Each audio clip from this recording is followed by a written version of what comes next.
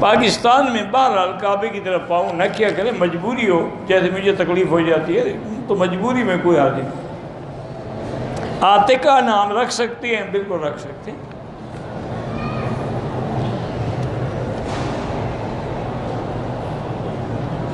آپ اپنی زندگی کا کوئی واقعہ سنیں، یعنی قرآن نہ سناؤں، زندگی کا واقعہ سناؤں، یہ اچھی بات ہے۔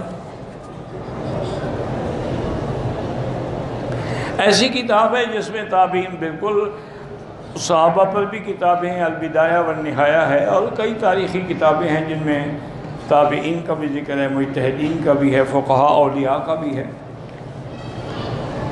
تعویذ نہ پہنے تو اچھی بات ہے، ورنہ علماء کہتے ہیں اگر قرآن کی آیت ہو یا حدیث مبارک کا کوئی عمل ہو تو وہ جائز ہے۔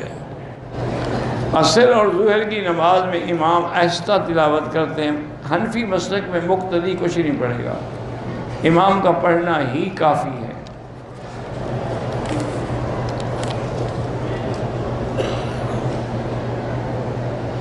احرام کی حالت میں بس سے اتر رہا تھا، میرے سر پہ چوٹ لگی، خون بھی نکل آیا، کوئی بات نہیں۔ یہ لوگوں کے دماغ میں ایک غلط مسئلہ بیٹھا ہوا ہے، یہ خون نکل آیا، دم پڑ گئے، اور خون بھی تیرا نکل آیا، سزا بھی تجھے ملے۔ یہ اچھا مسئلہ ہے شریعت کا۔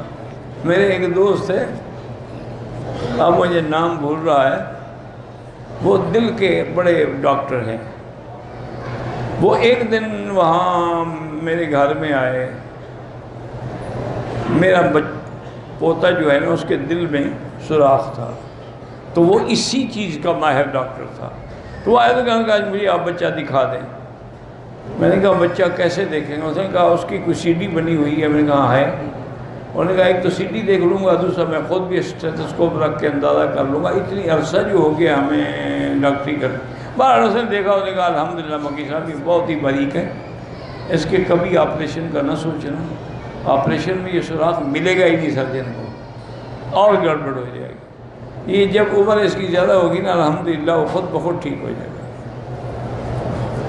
تو بہرحال اس نے مجھے کہا جی یہ ساتھ میرے دوست ہیں ڈاکٹر ہیں، ان کو چوٹ لگی، خون نکل آیا، ایک مولوی صاحب نے بتایا کہ تم پر دم ہے۔ میں نے کہا ڈاکٹر صاحب وہ مولوی صاحب نے تو جو کہا سو کہا، یہ ڈاکٹر صاحب بھی پاگل ہیں، خون ان کا نکلا ہے، دم کیوں پڑ گیا؟ الٹا ان کو کچھ انعام دینا چاہیے کہ اللہ کے راستے میں اس کا خون نکلا ہے، سزا کیوں ملے اس کو؟ وہ بڑا خوش ہو، کہتے ہیں مکی صاحب آپ مسئلہ میرے دماغ میں بیٹھ گیا، ماشاءاللہ اللہ کی رحمت ہے۔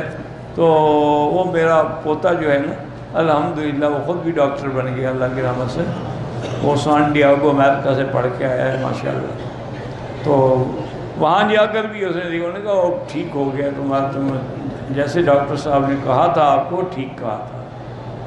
انہوں نے کہا میں تو دادے پہ ناراض تھا کہ میرا آپریشن نہیں کرایا۔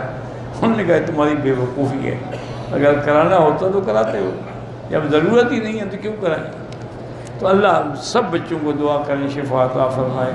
اللہ پاک ہر بندے کے جو اولادیں ہیں، اولاد بڑا نازک مسئلہ ہے، اولادنا اقبادنا، اولاد جگر کا ٹکڑا ہوتی ہے، اولاد کا دکھ انسان سے برداشت نہیں ہوتا ہے۔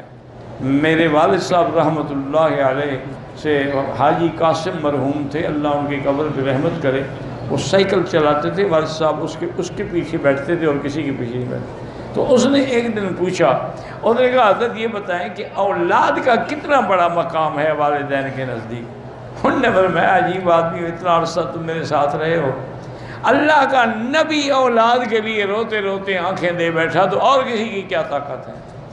حضرت یعقوب کس لیے رو رہے تھے؟ اسفا علی یوسف وابیضتیناہ من الحزن۔ اولاد تو ایسی چیز ہے جس کے لیے نبی بھی روتے ہیں۔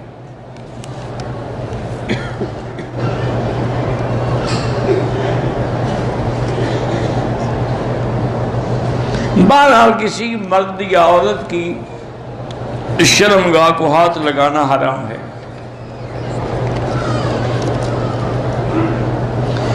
احرام باندھ کے طواف کر لیا تھا، صفا مروہ دوڑ رہی تھی کہ حیض آ گیا، کوئی بات نہیں، اس میں بھی صفا مروہ آپ دوڑ سکتی ہیں۔